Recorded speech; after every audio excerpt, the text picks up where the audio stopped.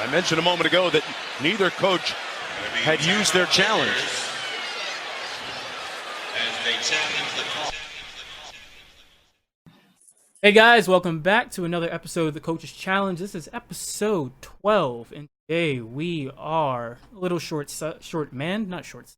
I can't speak, but we do have the main cast members, and I'm gonna start off with Carl.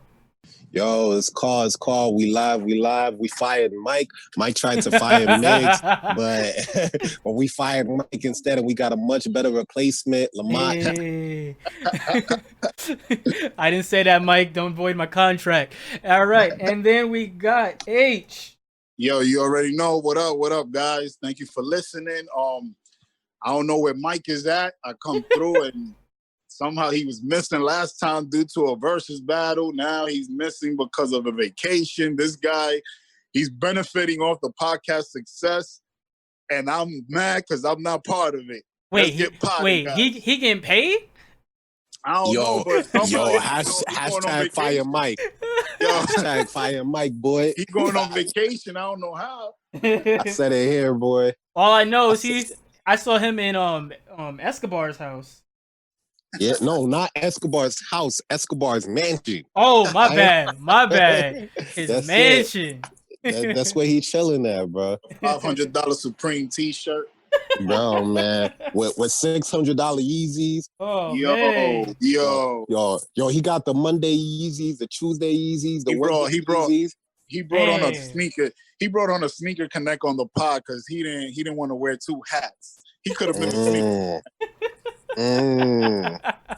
Yo, that's a supplier too, bro. Oh, that's the plug. That is. I forgot. That's Ray the is the plug. Oh, that's man. That's the plug, bro. We can't, Lamont. We can't forget about Miguel Miggs, the Lamont, the Miggs is the Lou William of the podcast. He's the Lou Will.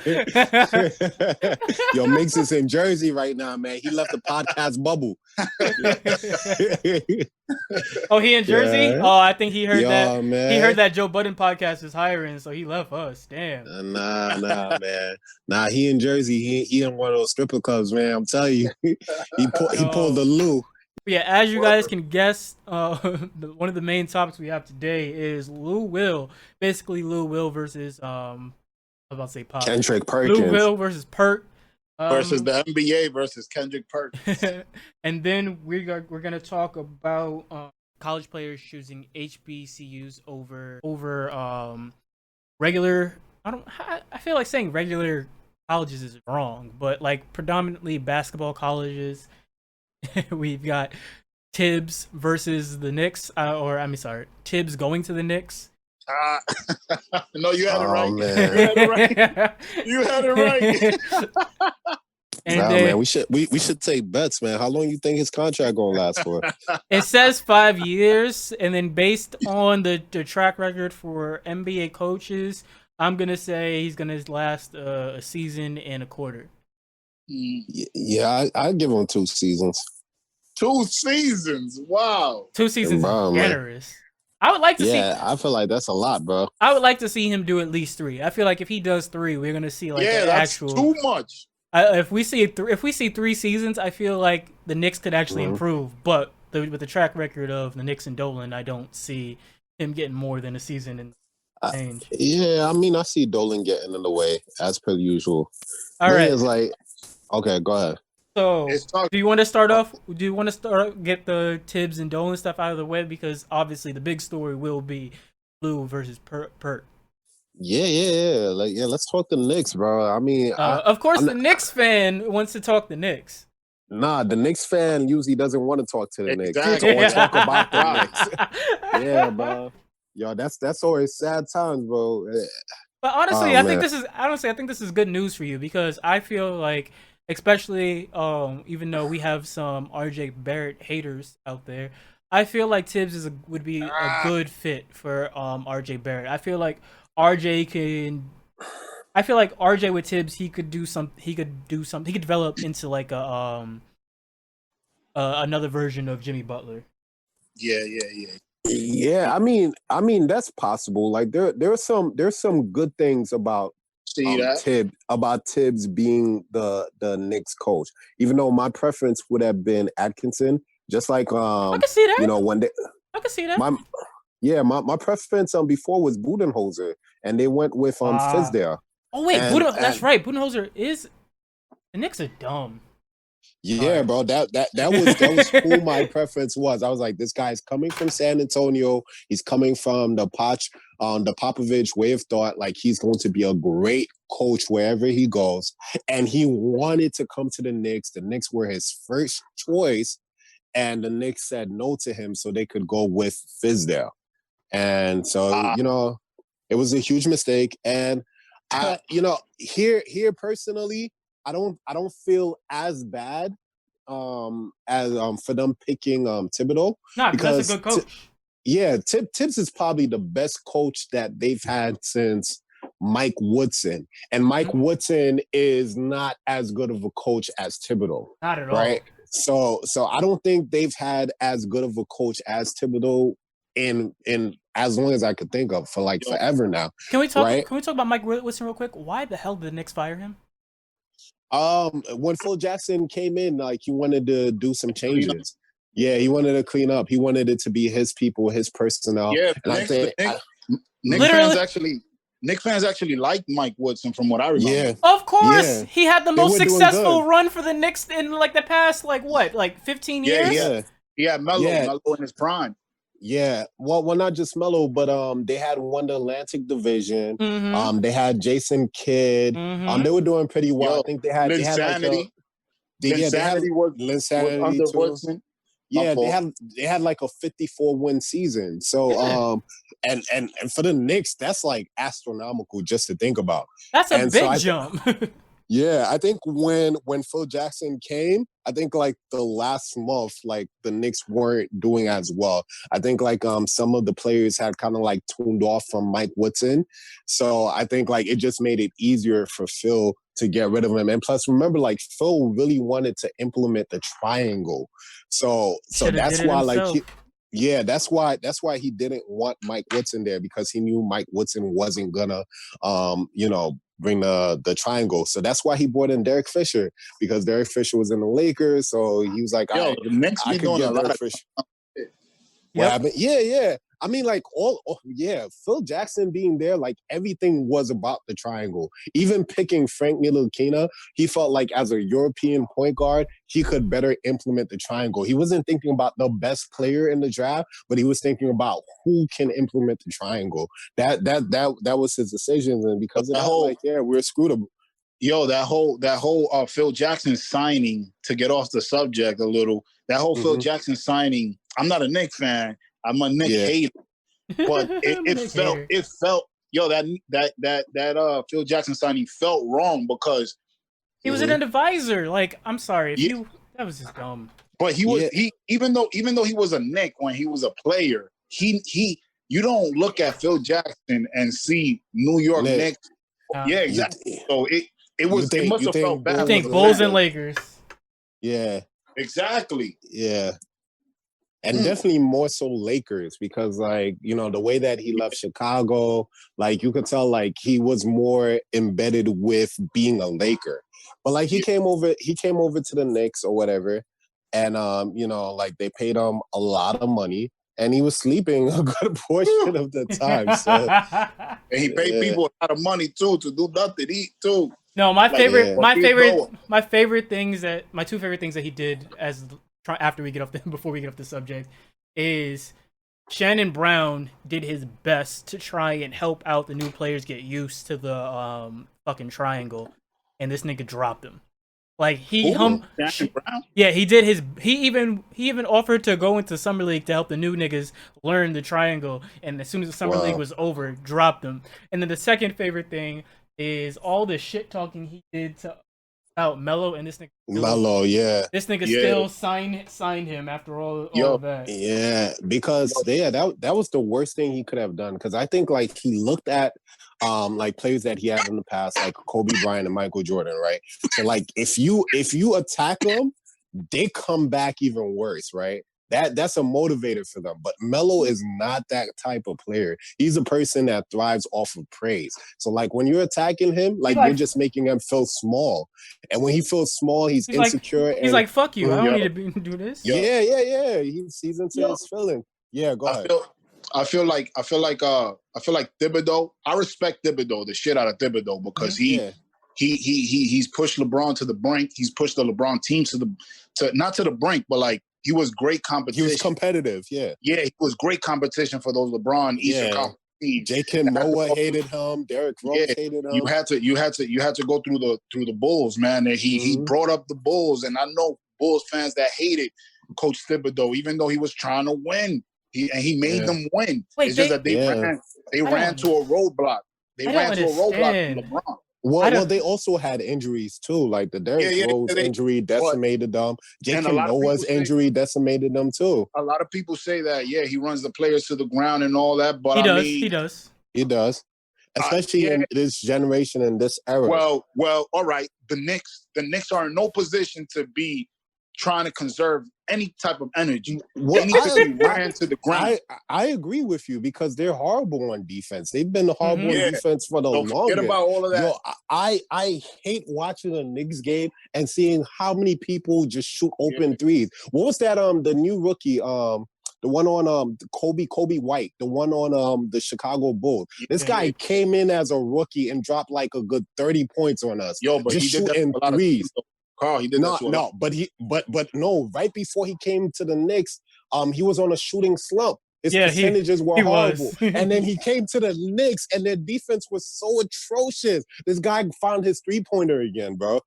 So then that's when he started doing it on other teams. But he did it against the Knicks. And a lot of players come to the Knicks and break these records. And the reasons why they break these records are because like the team as a unit is just so horrible on defense. And you want to play great. And you want to play great in the Garden. And you want to play great. And also the Garden. But it makes it easier when the team's not playing defense or can't play defense. But I think what Thibs, what he needs to do is make sure that he develops, and you got to give him props for developing people like Derrick Rose, Jimmy Butler. Yeah.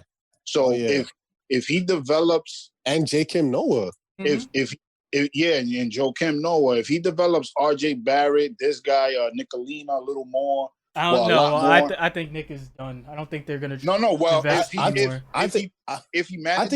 honestly, I think Tibbs is good for Ntilikina because he probably is. He's a defensive-minded coach. Exactly, and if there is one talent that Frank has. Yeah, if there is one talent that Frank has, is defense. And he chases people down. He has that energy or whatever. Yeah. So if Thibs could develop the core, their rookie core, their young core, he's definitely gonna last in New York. But if one season, I give him one season. I think if they don't progress, if they regress, especially this guy, they can't RJ regress. Barrett, They can't regress. Where are they going to regress to? They can get worse. They can get worse. They stay all right. They stay the same. They're like the second, third worst team. And they were the worst team the year before. If RJ Barrett has a flop second year under Thibodeau, it's over for Thibs. I don't know, bro. I don't know. I think they might just blame RJ Barrett at that point. Probably. I don't know, man, because you crazy, bro. Think about Knox. But we doing that to Knox. Nah, Carl. You know the NBA is a players' league. They're gonna give Knox a way bigger opportunity than Thibs. You crazy? Thibs is gonna be gone after. Well, he signed. How long did he sign for? 5 years. 5 years. Damn. To terminate him after one, I don't know. Nah, they're not gonna terminate him after one because Tibbs is not just like any coach. Like they kept Fizdale for like 2 seasons, bro. So like I think a season and a half to be more accurate. Right. But like so Tibbs is coming with a type of resume, right? It makes it harder. It makes it harder to fire him on the whim, right? So like, he comes with a resume. Yeah. Comes with a resume. It comes with a good resume. So like, like you could do that to Fizz. You could do that to the what's it called, the interim coach that they have right now. I forgot his Which name. I thought he was doing really well. And then who else? Who else they had before? They had what's it called? Hornacek. Even Hornacek had a resume, but it was a baby resume, right? So like you could fire those guys more easily. Derek Fisher, you could fire these guys, but it's gonna be harder to fire Tibbs after one season. I would say like 2 seasons and he has to be atrocious. Like they have to be like a bottom team for 2 seasons. Oh, for them to fire him. So they have to be the Knicks. Well, yeah, essentially, pretty much, yeah. They gotta be normal. Yeah, pretty much, man. Yeah, you can't. But like I was saying, like, yeah, Tibbs brings a lot of pros. He also brings cons. Like I said, like he's the best coach that they've had in forever. I'd say since like Mike Woodson, and I still think he's better than Mike Woodson. Oh, he's I think like if if he can improve RJ Barrett, like you're saying, Lamont, like if he can make him into a better Jimmy Butler, because his potential is higher than his potential has to be higher than Jimmy Butler, because when Jimmy Butler came, Jimmy Butler was a no one. It was a nobody. Yeah. And he's like an all-star now and going through that. And the type of personality that RJ Barrett is said to have, like they used to call him the Maple Mamba. So like he's a type of player who Yeah, yo, don't do that. Don't do that to the kid. Maple Mamba. Don't do that to the kid, bro. I didn't call him that. Carl, you're gonna ruin his career before it starts. I'm gonna ruin his career. I didn't call him that. You just ruined his career, bro. How I ruined his career? That's what they called him. They called him the Maple Mamba. That's what they called him. And then he recently asked people to stop calling him the Maple Mamba after Kobe's death. After Kobe's death, out of respect for Kobe, he said, like, don't call me the Maple Mamba. But I'm talking about like if you look at his supposed to give the flowers while they're still alive. Now after they dead. Yeah. Well, whatever. That's another topic. but if you do look at his his resume, RJ Barrett has won everywhere. Like, he's a fully decorated player. Like he was like the number one prospect before Zion. He was the number two. He was a number two. Nah, he was number one before Zion. He was number two. No, that's what he said. Before Zion, Duke. he was the number one prospect. Yeah. Zion I'm talking about on Duke. He was number two. Yeah. Before Duke, I'm talking about before Duke. Right before they entered Duke, he was the number one prospect in the whole country. And I think Zion was like number 3 or number 4. And also, Carl, to add to your point, RJ Barrett before Duke, I'm pretty sure he was the number one option, the best player on the court every time he set foot. He stepped foot on the court. Yeah. Until he got to Duke and Zion. But even in Duke, his numbers with Zion are essentially the same. They were averaging the same numbers in terms of points. I think in rebounds and assists, it was close to. Percentages were there. So it wasn't like Zion overhyped them in height, but not really in stats. And talent too. To close the game, I would say, in talent too. But the talent is really based off of like the athleticism, right? That RJ Barrett doesn't have. And look, I'm not denying all that. There's no argument that I'm making that RJ Barrett is better than Zion. I'm not trying to do that, right? Mm-hmm. But definitely like RJ Barrett is coming with his own type of resume. So like, hopefully now that he's on the Knicks and Tibbs is there, if he's coming with such a high potential, and if Tibbs was able to do a lot with Jimmy Butler, and RJ Barrett has this type of personality where he wants to work, he wants to grow, he wants to be better, and he has talent. He's a good passer. His godfather is Steve Nash. Like, he has the natural IQ.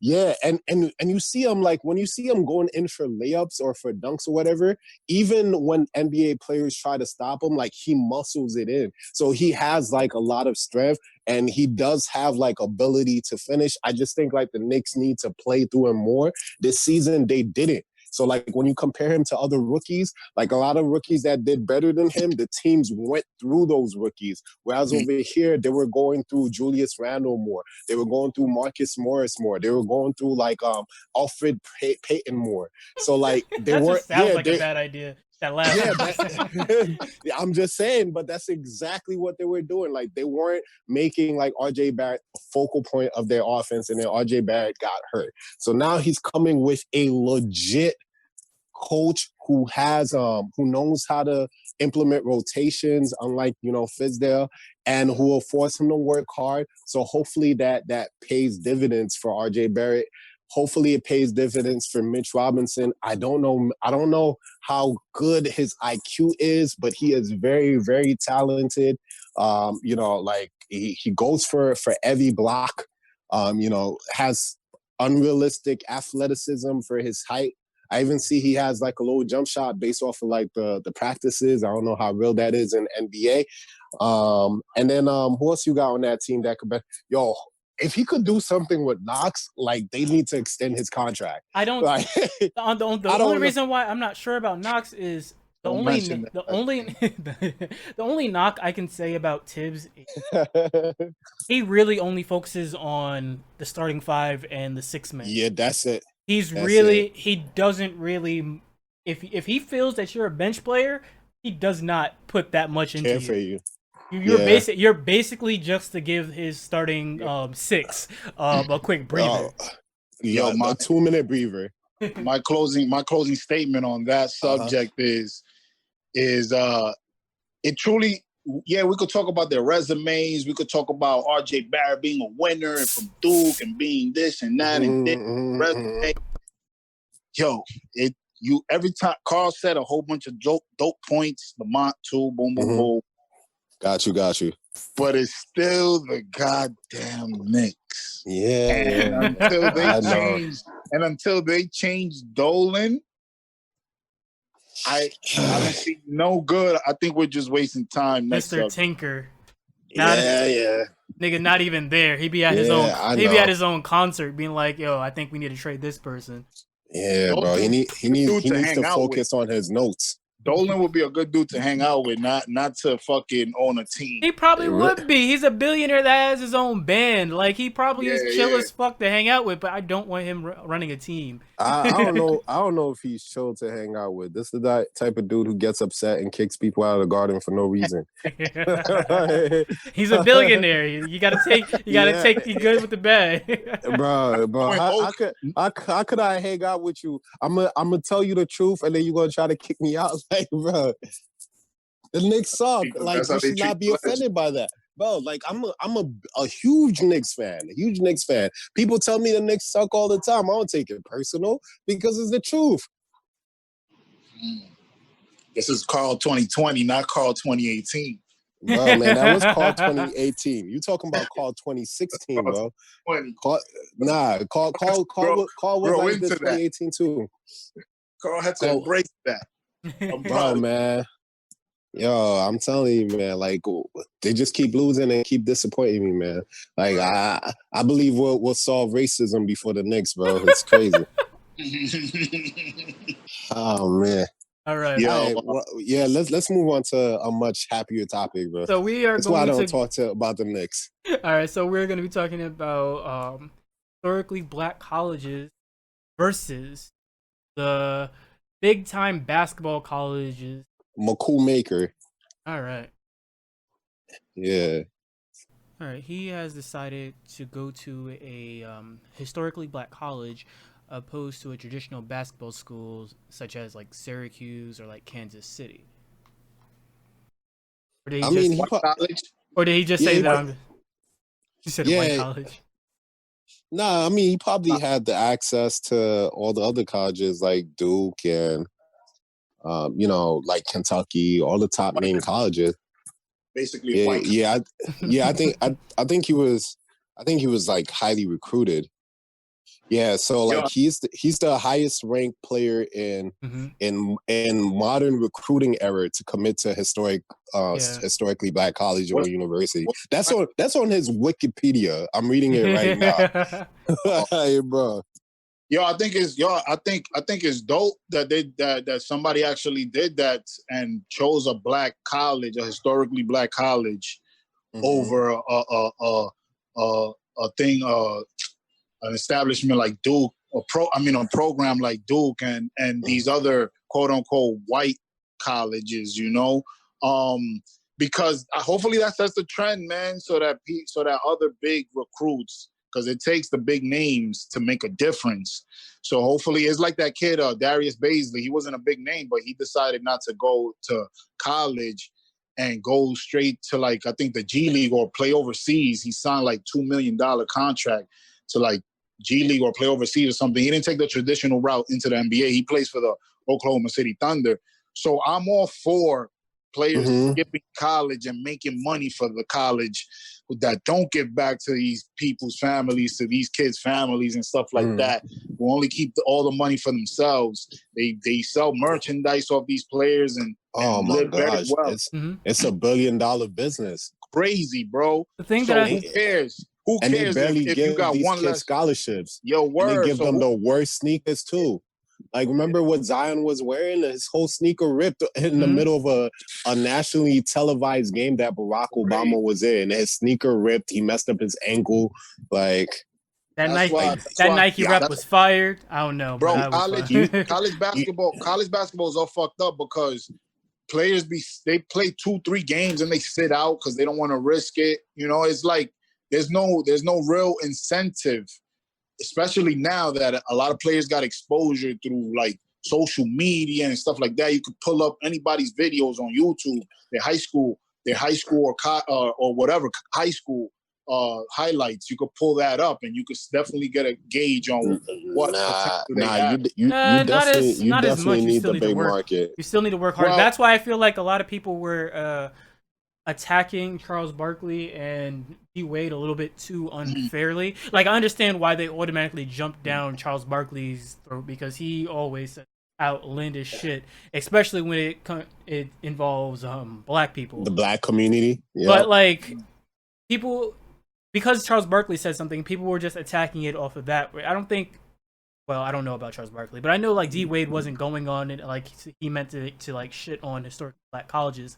His whole argument for the thing was the fact that he won't have as much exposure. And that is true. But like I said, the reason why I like it is because if he pushes like himself, if like he makes his like own little team or focuses on like putting it out there himself, or even works with the college and doing that, even though I don't think the college needs to do that, because that's not what they're about. It could be a huge thing for not only these historically black colleges, but it's gonna be a great thing for Howard. Yeah, but for like black players in general, and it'll be a good thing for, I would say, good thing for college basketball. Well, because I feel like it's gonna be put pressure on the big. When I said when I said about the exposure, I didn't mean like he's not. Of course, he's not gonna have NCAA exposure. You can't compete with that kind of exposure. But I think you can. I don't know. I think you can. Look at one argument that McCord Maker said was like, look at LaMelo Ball and how much exposure he was able to get, even though he went a non-traditional route. I think exposure is based off of headlines. I don't know if McCord Maker is like a flashy enough player for him to get for him to get and keep the headline. But like if he was like a Dame Lillard or like a Trae Young type player, it doesn't matter. Yeah, or Ja Morant. Like, it doesn't matter where they are, because the talent is so explosive, it's so nice. People are going to be focused on it. And like you said, because there are like social media platforms, there's ways to circulate hype. But HBCU, like especially like a school like Howard is a school that can propel hype. I think so, because like, there's a black Twitter and black people want to see other black people. Honestly, I don't think LaMelo Ball is a good example. Like, LaMelo Ball already had a team to help promote him before that. Like, I don't think this kid... off his brother. Yeah, and he had his brother who's already in the league, and his father who's already a big mouth. Like, I Yeah, don't. I agree, but you're comparing He that with already had a Howard. Howard YouTube also show, Howard has Facebook a show. platform too. No, no. I'm like I agree with that, but I don't think Howard. Yo, I don't think Howard is gonna put that much oh yeah, they are because it equals into. monetary signs. It equals Look, money. if they do, I went to that's all Howard. for him. But like I said, I feel like he just has to put in a little bit more extra work, and not just on the court. Like Mhm. I'm pretty sure the kid can In ball. terms of promo. Yeah, Honestly, I went to Howard, so I know that Howard specifically is one of the schools that relies on a lot of grants, relies on a lot of like alumni to give money or whatever. So if they see this type of basketball player coming and choosing them, I think they want to keep that as a trend. That creates incentives for other people to continue to donate to the school. And so I think they will try to maximize this. And he's already gotten exposure because if he's on NBA TV and people like Dwayne Wade and Charles Barkley are having a conversation about this, are they speaking about other basketball players like they're speaking about him now? No. So I would say definitely he's already started on the right foot. And then like you also have to think about right now it's a special time period because we are in the middle of pandemic. There's not really much basketball going on right now. Who knows what college basketball is going to look like? I think he can definitely maximize on this time period to definitely get that type of exposure. I think he could do it now. Because most a basketball player on his level is only trying to play basketball there for a year anyway. The NCAA is mad corrupt. They should They it are doesn't corrupt. matter if they get one less player that doesn't commit to their programs, man. But They don't play it's with about a players anyway. trend. It's about a trend. Also, hopefully, This might go ahead. hopefully this trend gets bigger and I don't know if maybe later, like in maybe if the NCAA takes such a big hit, they decide. I don't know if it's going to be a good thing or a bad thing. Maybe they decide to actually pay the players. they will some never. of what they worth. They would will never. never do that. They would never. I still haven't forgiven the That's what I NCAA. think. I still haven't forgiven the NCAA for taking away college basketball video games.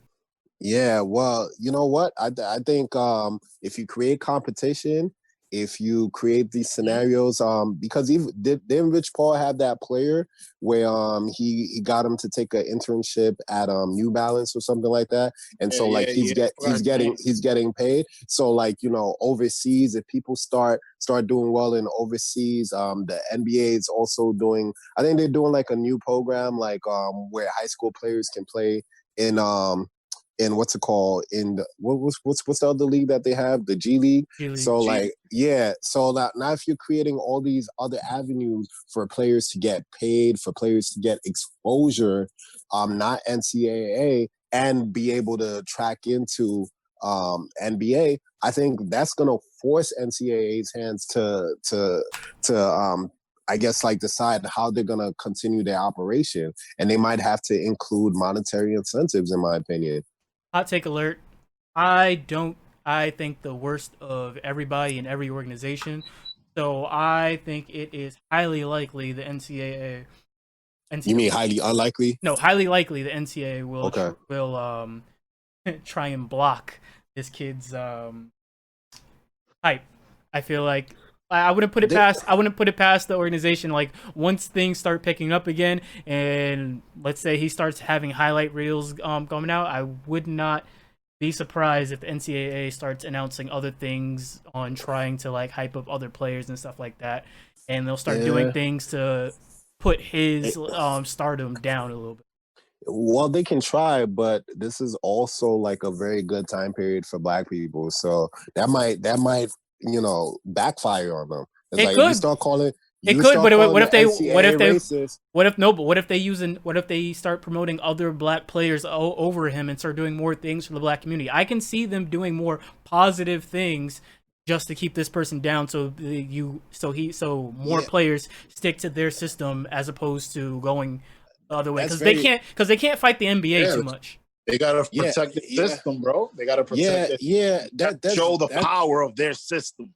That's very possible, but at the same time, they're getting hit from more than one place. So it's Howard's not their only issue. It's overseas. It's the NBA. It's Rich Paul. But they already I'm like I said, they already still trying, and I don't think they're gonna stop. And they can't really fight the NBA because that's how they basically get their money, because that's how they attract these kids to go to them. The NCAA made Zion into a household name, bro. But I can see them trying to block. Zion was a household name before the NCAA. Yeah, because he wasn't. He wasn't as big. Nah. He was big until he was on ESPN. This nigga's highlights were all over my Facebook when this nigga was still in high school. He was hyped. He was hyped in high school, because he won the slam dunk competition. He wasn't just hype. He was super hype, bro. This guy was 300 pounds with a Vince Carter vertical, bro. This guy was hyped. He was hyped before he went into the NCAA. But when he got to Duke, that's when that shit got crazy. Bro, it got crazy. It got crazy because of Zion. Not because look at Duke has a lot to do in that. NCAA have a lot to do with that. No. Zion came in with the hype. Bro, that's like if LeBron James went into NCAA and he had like super hype. You're gonna blame the NCAA for LeBron's super hype? No, LeBron already had hype coming out of high school. Well, I mean, you can't compare the two because Zion didn't have LeBron hype in high school. Get out of here. He didn't have. I'm not saying he had LeBron hype in high school. What I'm saying is he had hype. He had a lot of his own hype. Barack Obama came to Zion's game. He came to Zion's game specifically for Zion. When high school game? He came to Duke. No, I'm talking to watch him at Duke. Yeah, because he didn't go to his high school game. But he came to watch Zion. He didn't come to watch. Yeah, all right. He came to watch Zion at Duke. His availability was at Duke. But that's only because no one really all the hype on Zion from his high school because of how athletic and how big he was. No one really wanted to go. No one was gonna go to Zion's game in high school because if you looked at all those clips, he was dunking on a lot. He was dunking on a lot of little white kids that were like 5'3". Lamont, that's what I mean. Until he got to Duke, that's when he became a household name. Until he got to Duke, Zion would have. That's when everybody was able to see him. ESPN would show his highlights every 10 minutes. It was on some LeBron shit. Bro, Zion would have had hype at Howard. He would have had hype overseas. He would have had hype at the New Balance internship. He would have had hype in the sun. He would have had hype everywhere. It's Zion. It's a 300. I'm not saying he wouldn't have had hype. He's a 300-pound man jumping at that height. A lot has to do with his game. Yes, because that's the reason why Duke wanted him. But the exposure that NCAA and Duke gave to Zion, especially with ESPN, Zion gave Duke more exposure. Unmatched. Zion gave Duke more exposure, bro. Duke gets exposure. Duke gets exposure without. Duke gets exposure without Zion. What are you talking about? But they weren't getting as much exposure as until Zion came, bro. Zion now they got a superstar. Now they got a superstar. That's what I'm trying to tell you. That's the Zion effect. Zion. The NCAA exposure is unmatched. You can't. They're all over, bro. Everybody knows the NCAA. I think that brand is unmatched. I'm not taking that away from. So you acting like Zion? You acting like NCAA didn't help Zion? Not much. I think the NCAA does help players in general. That's what I'm saying. Especially a player like John Morant, like a player that people haven't seen that didn't come with their own hype. Of course, they're gonna put them out there. NCAA helped John Morant also. Helped John Morant a lot. John Morant was not in the radar at all. Right, but because the NCAA, he got super hype. So I'm not discrediting the NCAA's ability. You think if Zion would have done bad in the NCAA, had a bad, but he wasn't gonna do bad. He would have gone drafted number one. Zion barely played. Remember, Zion was injured. Zion was injured, bro. You remember that big NCAA game? Yeah, but when he was healthy, he was killing. He was killing exactly because it was Zion. And the NBA, the NBA holds Zion that. Was killing. The NBA holds merit. The NBA knows that the NCAA is the most competition in that age group of players. There's nowhere else. Overseas, they also look at overseas too. Yeah, they look at overseas, but you get more exposure because you're here in the United States. Yeah, you do. At college, they're right in front of your face. You do get more exposure, but bro, if you had a 300-pound player jumping like Zion jumps overseas, that would have gotten lots of attention. Yeah. I'm not saying he wasn't hyped coming into Duke, but Duke was what made him a household name. No, I think Zion was already a household name before Duke, bro. I disagree with you. RJ Barrett was already a household name. We agree to disagree. Yeah, bro. Like Zion was one of the players that I was actually looking at from high school. I haven't looked at a high school player. Well, I have looked at what's it called? There's a lot of Dwayne Wade's son. There was a couple of Zions that were supposed to come in the league, and then they hit college and they didn't do anything. One of them was a crazy dude named LeBron Nash, who was supposed to be the next LeBrons. Yeah, LeBron Nash, bro. He was That's a dope nasty in name. high school. No offense. He was nasty in high school. Nasty in high school. Potential out the ass. He gets to college. He has a tough college season, and he doesn't turn into anything. Yeah, you know, and he would have gotten the exposure. He would have gotten the exposure. He definitely was getting the exposure in college, but in high school, in college. But college exposed him. College. College messed him up. If he went straight into the NBA, maybe he would have had a much better chance of like securing a contract. I don't think college messed him up. That just showed that he didn't deserve it. That's my exactly. And everybody got to see that he didn't deserve it because of the exposure. There are a lot of players who make it to the NBA who don't deserve it. Carl, everybody got to see he didn't deserve it in the exposure of the NCAA. It was right in front of our faces. I think that lends to my point. Because Zion was as great of a player as he was, he was able to hype himself up. Because of his talent and his ability. That's what I'm trying to explain to you. Yes, he has the talent. He showed it. He clearly showed it. But the way the NCAA was hyping him and marketing that was unmatched. Like it was crazy. They marketed it because Zion was that good. It's the same thing with the Pelicans. The Pelicans did the same to Ben Simmons. They hyped up Ben Simmons too, but not like Zion because Zion was a way flashier dunker. Yeah, and what's it called? The Ball brothers, right? Their father hyped them up, so they didn't really need the NCAA to hype the brothers up. LeVar Ball did it. That's the thing. LeVar Ball took matters into his own hands. Yeah, and they're not nowhere nearly as talented as Zion. So I think because Zion's talent is as high as it is, wherever you put him, he's must see TV. He's must see TV. I think like they even let they made a space for the Pelicans play in the bubble because they want to see Zion. Bro, he became must-see TV at Duke. Bro, it's Zion. If you started Zion in the G League, he would have been must-see TV there too. Wherever you put Zion with any little exposure, because he's a 300-pound behemoth who can dunk like Vince Carter, bro. That is you have to. We agree to disagree. Okay, but you have to just think about that. That is not normal. That is like denying physics. A man as big as he is should not be jumping as high as he jumps. So this is like this it's unreal. So people are going to want to see that. So wherever you put Zion would have been big. That's my opinion. Literally and figuratively. As much as I'd like to keep on this subject, we have to move on to the main topic. All right, this is what you guys clicked on this podcast episode for. We have in one corner Lou Will, the people's champ, versus the Why Are You Still on TV? I wouldn't say he's number one hated, but we've got Kendrick Perkins.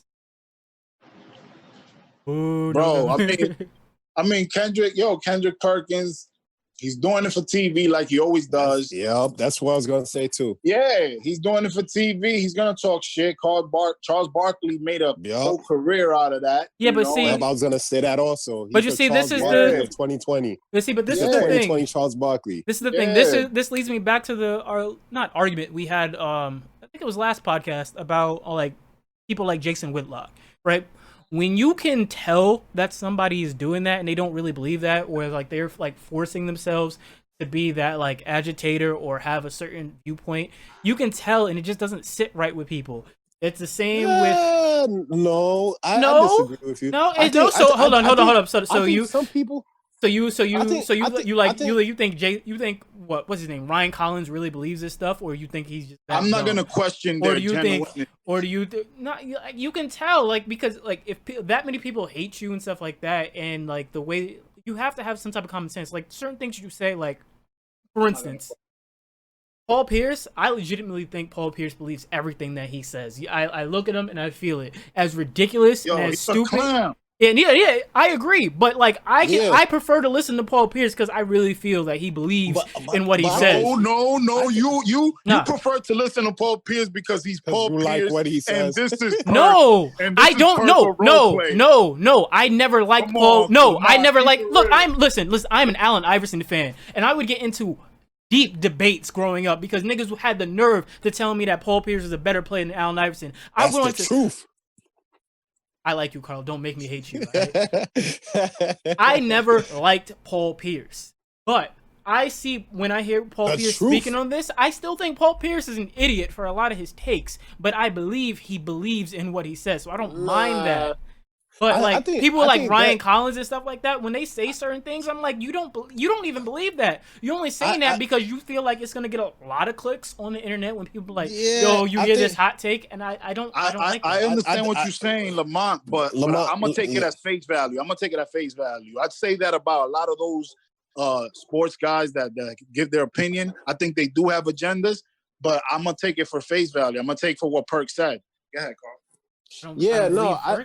I think Lamont, I think that's a personal preference. I think a lot of people do like the agitator. I think like some people won't even listen or watch a debate if there isn't an agitator. We have some of our fans. They're like, oh yeah, sometimes like we're a little boring because we agree too much. So like they want people to they like when Miggs and I have a debate, or Harold and Miggs have a debate, or Harold and I have a debate, because they don't care that if our opinions are our natural opinions, but they like the fight. And like there's some people like Charlemagne. Like one of the reasons why I like the Breakfast Club, I never believed that Charlemagne believed in everything that he said. But the fact that he was an agitator, he was there to cause some trouble, that he was there to make things a little messy.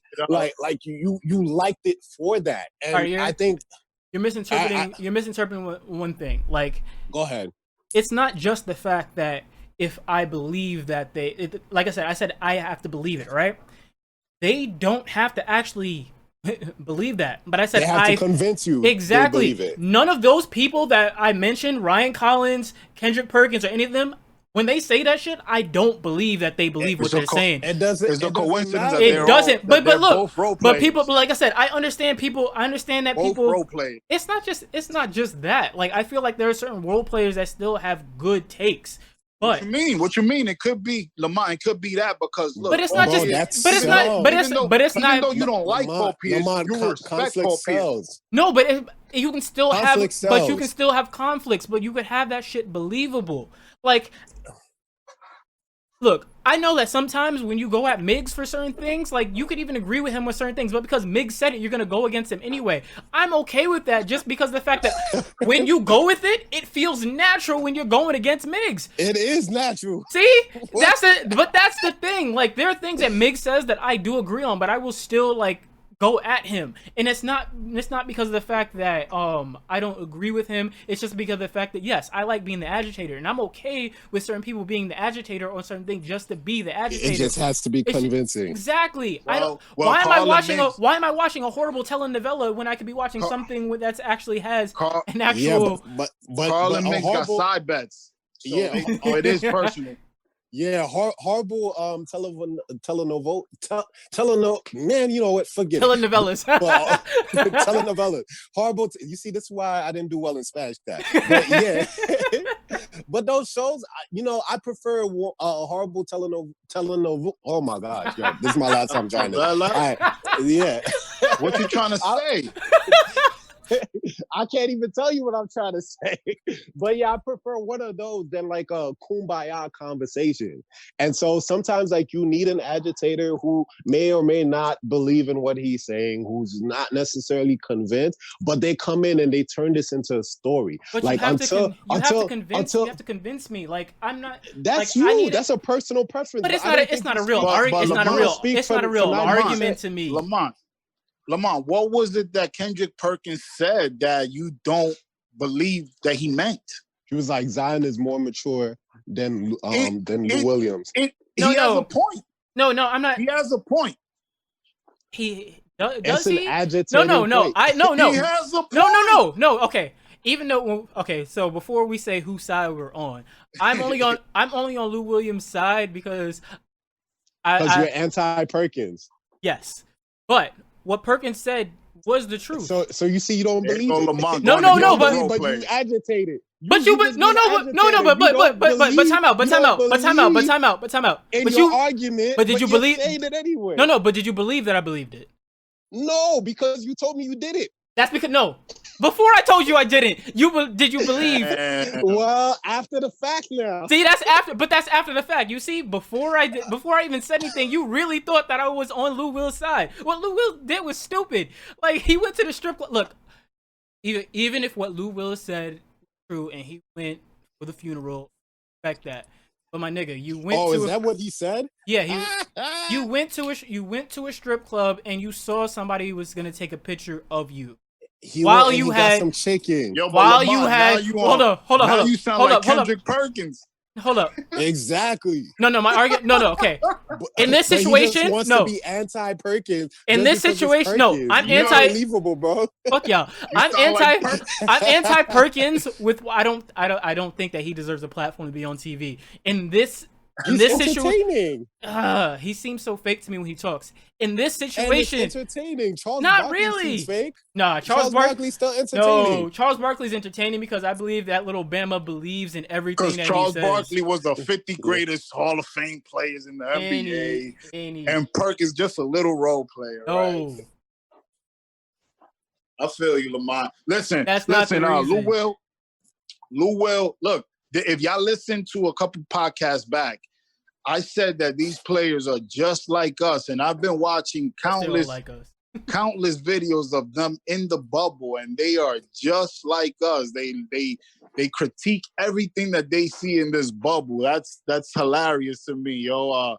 This guy J.R. Smith was talking to us about the stuff that they didn't give him in his room and how the bathroom is and da-da-da. But anyway, going back to Lou Williams and how these players are like us, you know, when they, especially if you're doing something for your job, because at the end of the day, the NBA is still a job.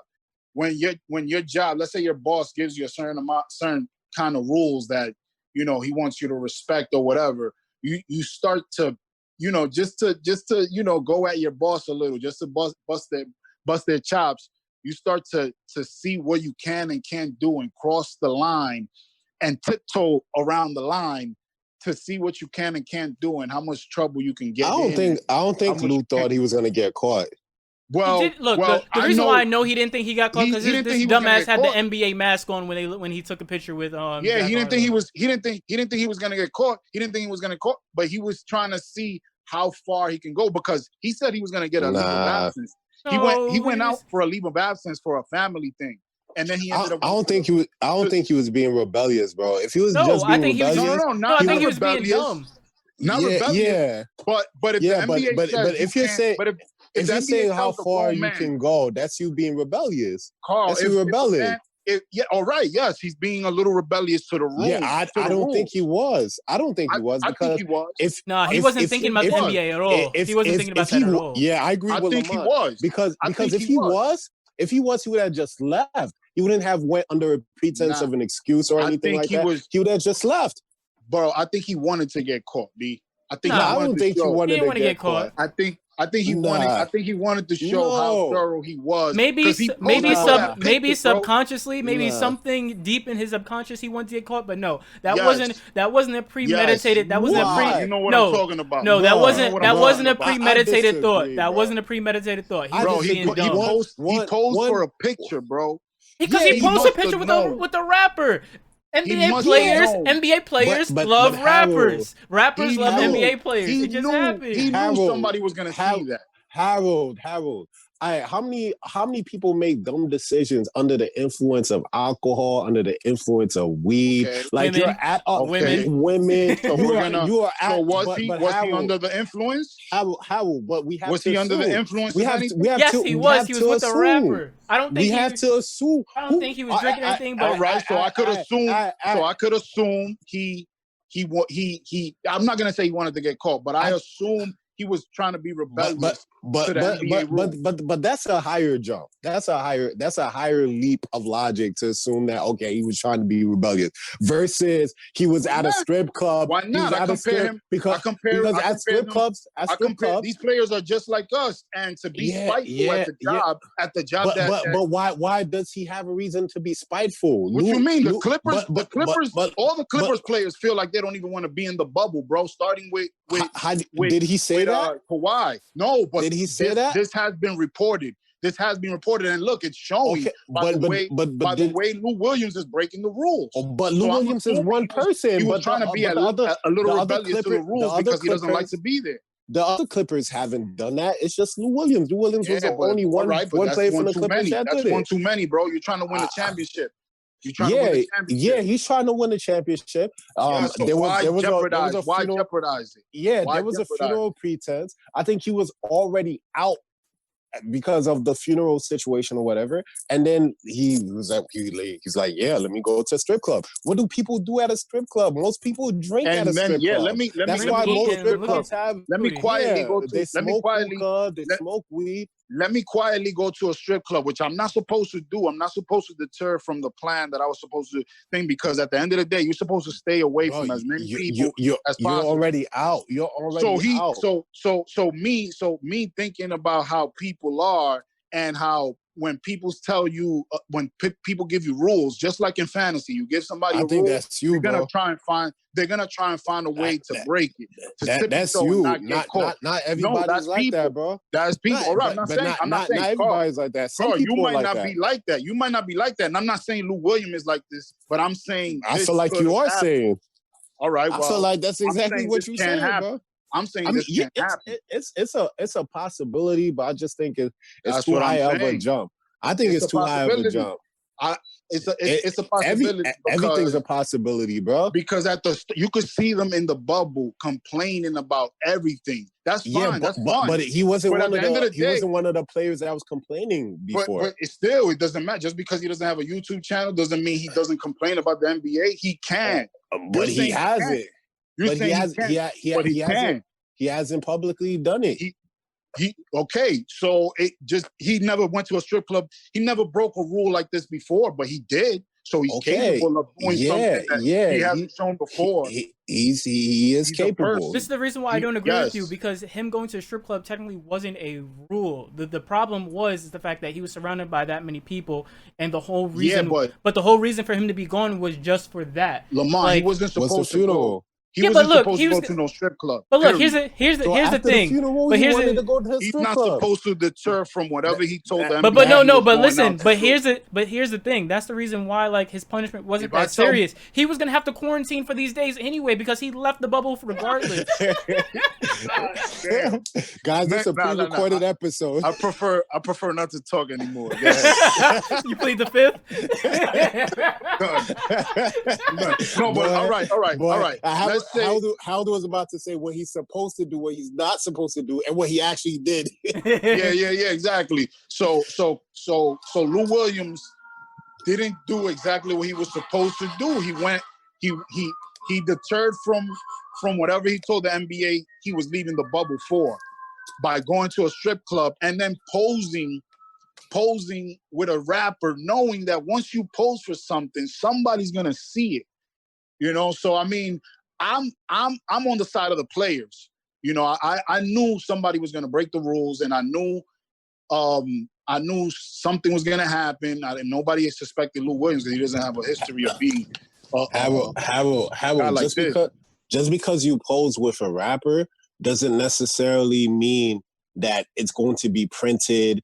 It's gonna tell what day, date, and time or whatever. Hey. So like Lou Will probably spoke to the rapper, which is like, yo, don't push this out. Oh, that's but he did, because if you look at the post, it looked like a normal post. It looked like a normal post, and it said you don't know when the picture was taken. Yeah, and it said with a player in a location you would never guess. If it wasn't for the fact that Lou Williams had a mask that he got from the NBA, and for the strip club being messy, that they posted a picture of Jack Harlow after the fact, and he would have been good. Said the date and the time. He would have been good. It would have been a regular picture. Carl, you see what you told me about when I was telling my story, when I was about to tell my story. You told me, yo, be careful what you say, because you might incriminate yourself. It's just like this. Lou Williams, be careful. Yeah. Okay, it might not. But it has a chance. You could tell the rapper, yo, don't post it. But still, the picture is out there and it's out of your control. So that rapper could disrespect you and post it. I could also use that example too. If I didn't say nothing to you, you was about to say everything incriminating. You was just living in the moment. You was living in the moment. Yeah, so I understand. Lou was just living in the moment. He wasn't trying to incriminate himself. And then he saw that he said, "Yo, don't tag the post." And that's what he did. I'm sorry, Jack Harlow did what he was supposed to do, but Lou Williams wasn't thinking, because look, I think he just grabbed the mask. Okay. He grabbed the mask. He was like, "I'll be good," but he forgot that he grabbed the mask that he exclusively got from the NBA. And then the strip club was the one that was messy because I'm not disagreeing. Because the strip club didn't post Lou Will. The strip club posted Jack Harlow, and then people on the internet being messy was like, "Wait, hold up. Jack is wearing this outfit in this picture, and he's in this outfit, this picture. The colors looking the same." I'm not disagreeing, but I'm gonna take the angle on this podcast that Lou Williams. So you're gonna be Kendrick Perkins.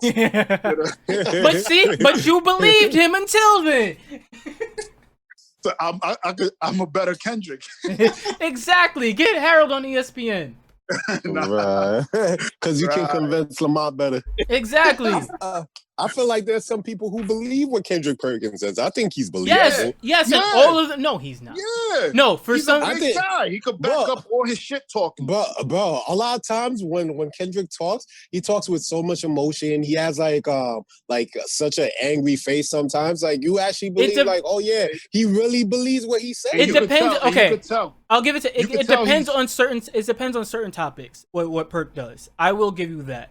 Sometimes I do like listening to things that Perkins says, but the majority of the time I do not, because I don't believe his arguments.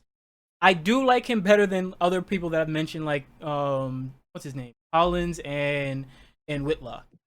You could tell Perkins usually on the panel that he's on, he's like the least intelligent. I'm not trying to diss him for that, but he's like the most street guy. You feel me? The most aggressive guy, I would say. So when he actually does say he's the least polished. Mm-hmm. He's the least polished. So, but besides that, what was he in the NBA? He at the end of his career, he was a goon. He was a thrasher. He was a guy that put in there. He was a goon when he was in his prime. I like Kendrick Perkins as a player. So there you go, Lamont. He's a goon. He's a thrasher. He's a protector. He's a basher. He's a banger. He wants to smoke. So the same way he was in the NBA is the same way he's doing by being on these shows. He's just talking and shit because he's a big dude and he knows these little dudes ain't gonna step to him, and if they do, he's a bigger dude than them.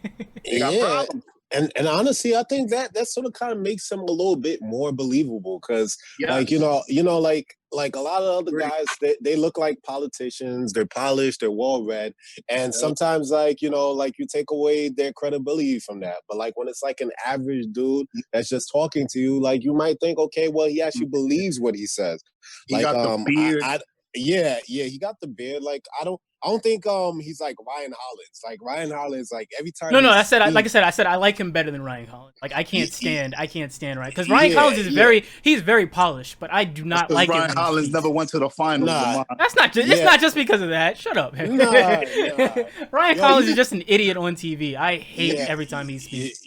I like him because he does the outlandish takes. Because he doesn't believe in it. Doesn't make any sense. This nigga, I agree with you on Ryan Hollins. This nigga praised Ben Simmons, who I love because I'm a Sixers fan, and knocked freaking Greek Freak, who has the same weaknesses as Ben Simmons, but he actually tries to shoot and can shoot better than Ben Simmons. Okay, let's stop. He's a most valuable player. Can we just stop talking about Ryan Collins? I'm getting tight.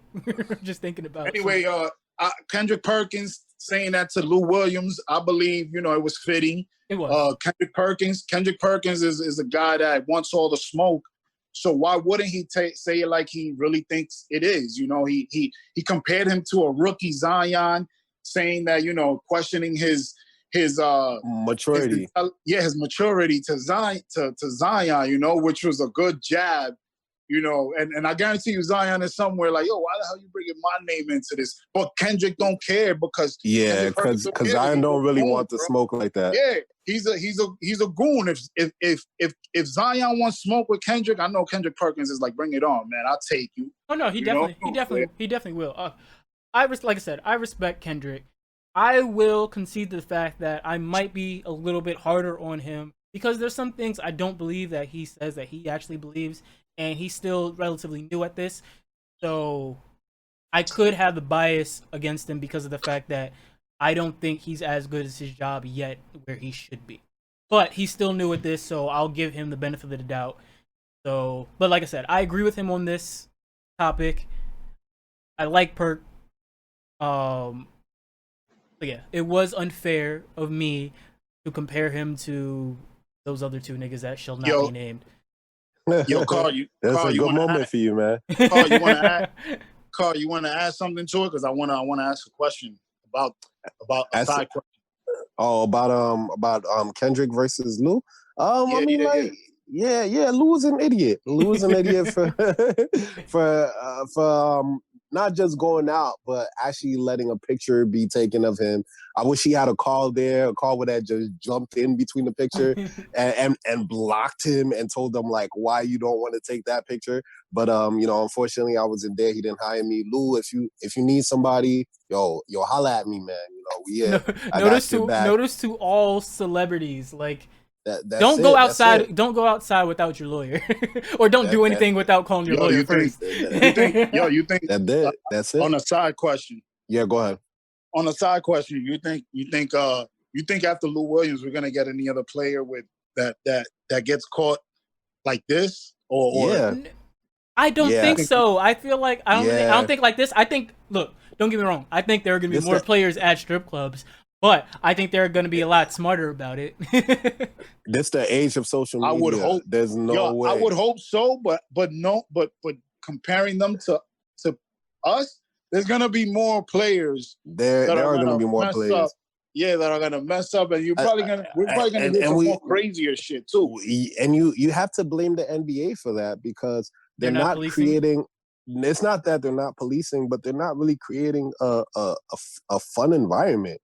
It's not what is televised according to what these NBA players are saying and making complaints. The food is horrible. No. Like, you haven't been watching my boy Thibault's, exactly. I've been watching all of it and they love it. Like look, as you keep watching it, like it's been getting better. Like if you like the first two like vlogs, even with Thibault's and McGee's, which are the only two that I actually watch. Like you've seen the progress. Like the first couple of days, trash. But every day it's gotten better. Like more stuff is going on. Activities. Couple of days. Yeah, they do activities. They go to the pool. They playing golf. Playing golf. Fucking. They have full on game rooms, stuff like that. Yeah, like I just think they went fishing. I just think the NBA told the players to come in way too early. They should have told them to come in a week after Later. where they Well, actually well, had them. the earlier the better, because you got to get all them tested, bro. You got to And get the- No, and but the nothing was still scrimmages. no. What I'm look at saying what is they. baseball's going through. No, what I'm saying And- is they everything that's going on should have been held a week later. Like even you could still have done all the testing, but have all the facilities ready for the players to actually do something and have the food that they need. So there is no unrest. I think Lamont too. I think the issue is like procrastination. So even if they push everything a week back, I think like the same outcomes would have happened. They could have like prepped a week earlier. Yeah, but I guess that's what I'm trying to say. If they would have got the prep done a week earlier, that would have been better. I'm gonna have to disagree with you there, Lamont, because I think the NBA. I'm not gonna question anything the NBA does because they've been a model citizen when it comes to doing stuff like They this. still done stuff wrong. Like I'm not saying I'm saying it's a new territory. They're doing great, but like they've still made some mistakes. Yeah, all right, but happen. I'm comparing them to other leagues, and this is great right now. And like you said, watching the bubble, watching the videos on YouTube, and watching the players in the bubble, and all these different activities that they're doing, it's like they're in a big resort the whole time. So I think I see them enjoying themselves. So I'm gonna say it's safe to say that they're enjoying the bubble. So I'm not gonna blame the NBA for what Lou Will's for not creating a good environment for Lou Will getting a strip. But they're enjoying it. But they're enjoying it now. You saw how dry. It's Disney World, so no. It's not a strip club. It's not a strip club. So no, they don't have Minnie. Exactly. They don't have Minnie so and They don't have Minnie and Daisy giving it up. Exactly. They're not. You heard Lou Will. Lou Will. You know what you signed up for. So you know that's. You need a strip club. So you need a strip club every now and then. Stay off the weed, like Stephen A. says. Stay off the weed. Lou Will was like, yo, I can't stay in this Mickey Mouse club. I gotta get something more grown up. I can't stand all these colors and all these cartoons around me. I gotta get the hell out of here.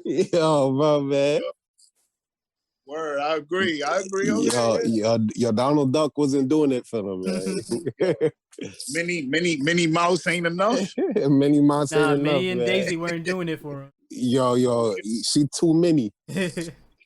Look, as long as my Sixers are doing good, I am good. For now. Yo, Lamont, you was close. Lamont, you was close because you thought it was gonna be Embiid that I thought it was gonna be Embiid too. I hope it, but let's see. I thought it was gonna be Embiid doing some dumb shit, like the whole what was the name of the rookie who ordered the food and did. I felt like Embiid did some shit like that, but he didn't. But you was close. You was close. Happy. It was a former Sixer and Lou Will. Yeah, I had my money on JR. Nah, I didn't have my money on JR. I feel like I said, I feel like JR was on house arrest. He's trying to take your money. No, Carl, don't take your money on JR. There's still a lot of time. Yeah, bro. Yo, I was close too, man. Yeah, it was somebody from an LA team. Nah, man. LeBron is gonna lock all these guys in a room and say, y'all not going nowhere. No, they said LeBron. Okay. They said LeBron's the reason why Caruso didn't go to his sister's wedding. Wow. You see that, right? That doesn't work for everybody. You see, Michael Jordan let Dennis Rodman out. He didn't let. Wait, maybe he did because he knows. He gave the permission because he knows how Dennis. But that's because he knows how Dennis is. Exactly. I guarantee you, Dennis Rodman cannot survive no bubble. I guarantee you, if LeBron was a single guy, and he wanted to go to the strip club in the bubble, he would have had the strippers come to him. Yup, I guarantee you, Silver would have let a couple strippers come to the bubble, and they would have gotten tested. They would have had to stay there for 2 weeks. Nah, LeBron stay there for 2 weeks. Nah, if LeBron was tested, the bubble would have been in Vegas. Oh man. Word, now the bubble would have been in Cleveland. Sure. What? In Cleveland? No one is going to Cleveland. Everybody would have been like, nah. That's a punishment. Everybody would have been like, nah, we not doing it. On a side note, the NBA just got some good news today about. What's up? Yeah, about the coronavirus test. Let me pull it up. The eve of the restart. Zero positive cases. Zero positive COVID-19 cases of 344 tested since July 20th.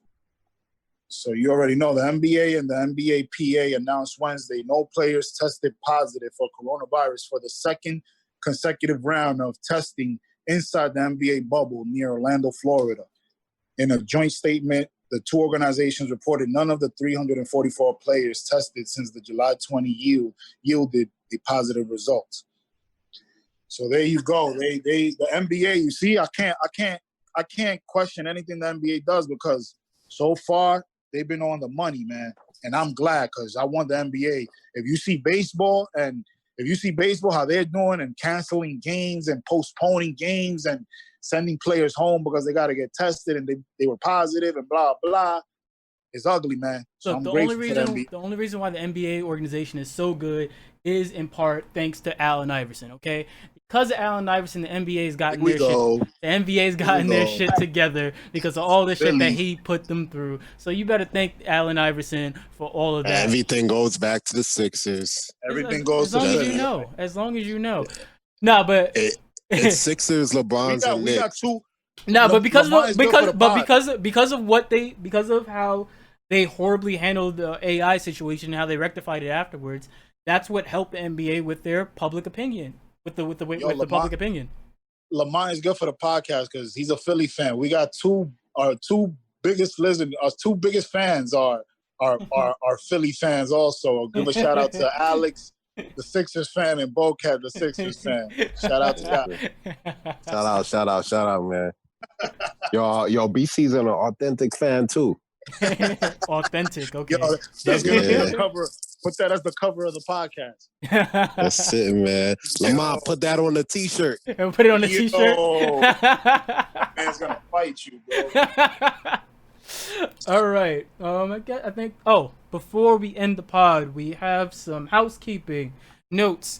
So for the future podcast, until things pick up with the NBA, so the playoffs start, or if any other big news happens, we are going to go back in time and start reviewing historical moments in the NBA, certain decisions, certain teams, and their impact on how the NBA looks today. Word. Yeah. We got dudes sending in topics that don't even want to be on the podcast. Yo, if you wanna speak about a topic, you got to be on the podcast, man. Yo, that's the new rule. Hashtag fire Migs. Hashtag fire Mike. Fire Migs and fire Mike, both of them. Yo, man, you can't trust a dude whose name starts with an M. I'm telling you, bro. Our executive producer, while we were live on air, is watching a versus battle. History was made that night. Yeah, it was a classic battle, but come on, man. It's yo, how you know it's classic? How you know it's classic? It was a classic battle, yo. Snoop and DMX. I saw the rerun. That's why I was quiet. I saw the rerun. Yo, Howard left the bubble. Exactly, Mike left the bubble. Yo, Mike left a bubble and took the picture. Mike Lou. How he wants us to take this podcast seriously when he doesn't even take it seriously. Damn. Harold is Kendrick Perkins right now. Feel me? That's what I'm trying to tell you, Lamont. That's what I'm trying. I got the beard. Beard. Yo, Harold's like, even a rookie in call takes the podcast more seriously. It's first year podcasting. Oh man. Yo, word, B. So I'd like to thank everybody for listening. It's been a good episode. That was episode 12. And so signing off, let them know your name, Carl. Yo, we out. It's Carl. Yo, till next time is H. You already know. Thank you for listening, guys. All right. Hashtag fire Mike. Hashtag fire Migs. Put that on a t-shirt. All right, guys. Later.